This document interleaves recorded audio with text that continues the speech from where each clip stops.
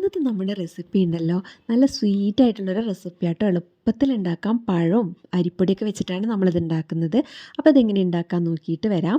അതിന് വേണ്ടിയിട്ട് ഒരു പാൻ ചൂടാക്കുക. അതിലേക്ക് 2 ടീസ്പൂൺ നെയ്യ് ഒഴിച്ച് കൊടുത്തിട്ടുണ്ട്. അത് ചൂടായി വരുമ്പോൾ അണ്ടിപ്പരിപ്പും മുന്തിരിയൊക്കെ ഇട്ടിട്ട് ഒന്ന് വറുത്ത് കോരിയെടുക്കാം.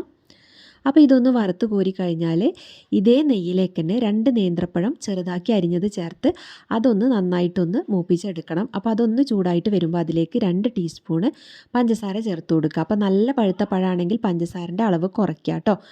അപ്പോൾ ഇത് നന്നായിട്ടൊന്ന് മിക്സ് ചെയ്ത് എടുത്തിട്ടുണ്ട്. ഇനി ഇത് നമുക്ക് മാറ്റി വയ്ക്കാം. എന്നിട്ട് ഒരു പാത്രം ചൂടാക്കാൻ വെച്ചിട്ട് അതിലേക്ക് ഒരു കവറ് മിൽമ പാലാണ് ഞാൻ ഒഴിച്ചു കൊടുത്തിട്ടുള്ളത്. അതായത് 500 ml പാലാണ് ഒഴിച്ചു കൊടുത്തിട്ടുള്ളത് കേട്ടോ. അതും കൂടെ ഒഴിച്ച് ഇനി ഇത് നന്നായിട്ടൊന്ന് തിളച്ച് വരണം. ആ സമയം കൊണ്ട് നമുക്ക് ഇതിലേക്കുള്ള ഒരു മിക്സ് തയ്യാറാക്കാം. അതിന് വേണ്ടിയിട്ട് 2 ടീസ്പൂണ് അരിപ്പൊടിയാണ് ഞാൻ എടുത്തിട്ടുള്ളത്. നിങ്ങൾക്ക് വേണമെങ്കിൽ കോൺഫ്ലോറോ മൈദയോ ഒക്കെ എടുക്കാം. അപ്പോൾ ഒന്നും കൂടി അതിനേക്കാൾ നല്ലത് അരിപ്പൊടി ആയതുകൊണ്ടാണ് ഞാൻ അരിപ്പൊടി എടുത്തത്. കുറച്ചുകൂടി ഒന്ന് ഹെൽത്തി ആയിക്കോട്ടെ എന്ന് വിചാരിച്ചിട്ട്.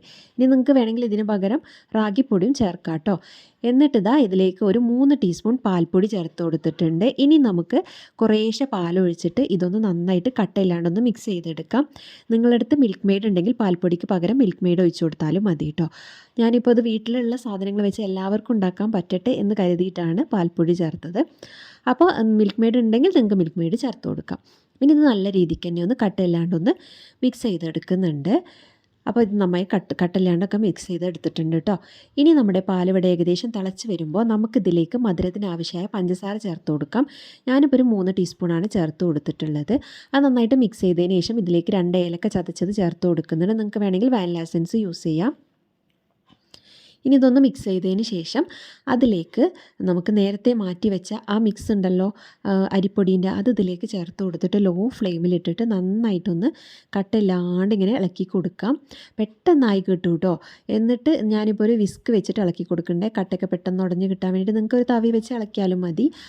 കട്ട കെട്ടാണ്ട് ഇങ്ങനെ ഇളക്കി കൊടുക്കുക. പെട്ടെന്നായി കിട്ടും. അപ്പോൾ ഇതുപോലെ ഒന്നിങ്ങനെ കുറുകി വരും. അങ്ങനെ കുറുകി വന്നു കഴിഞ്ഞാൽ നമുക്ക് ഇതിലേക്ക് നമ്മൾ നേരത്തെ മാറ്റി വെച്ച പഴം ഉണ്ടല്ലോ അത് ചേർത്ത് കൊടുക്കുക കേട്ടോ. അതൊന്ന് കുറച്ചെടുത്ത് മാറ്റി വെക്കുന്നുണ്ട് ഞാൻ. അത് ഗാർണിഷ് ചെയ്യാൻ വേണ്ടിയിട്ടാണ്. നിങ്ങളിപ്പോൾ വീട്ടിൽ കഴിക്കാൻ ഉണ്ടാക്കുമ്പോൾ മൊത്തത്തിൽ ഇടാം. അപ്പോൾ ഞാൻ കുറച്ചതിലേക്ക് ഇട്ട് കൊടുത്തിട്ടുണ്ട്. എന്നിട്ടൊന്ന് മിക്സ് ചെയ്ത് കൊടുക്കുക.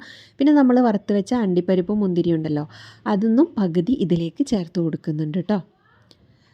അപ്പോൾ അതും കൂടി ഞാൻ ഇതിലേക്ക് ചേർത്ത് കൊടുക്കുകയാണ്. എന്നിട്ട് നല്ല രീതിക്കൊന്ന് മിക്സ് ചെയ്ത് കൊടുക്കുക.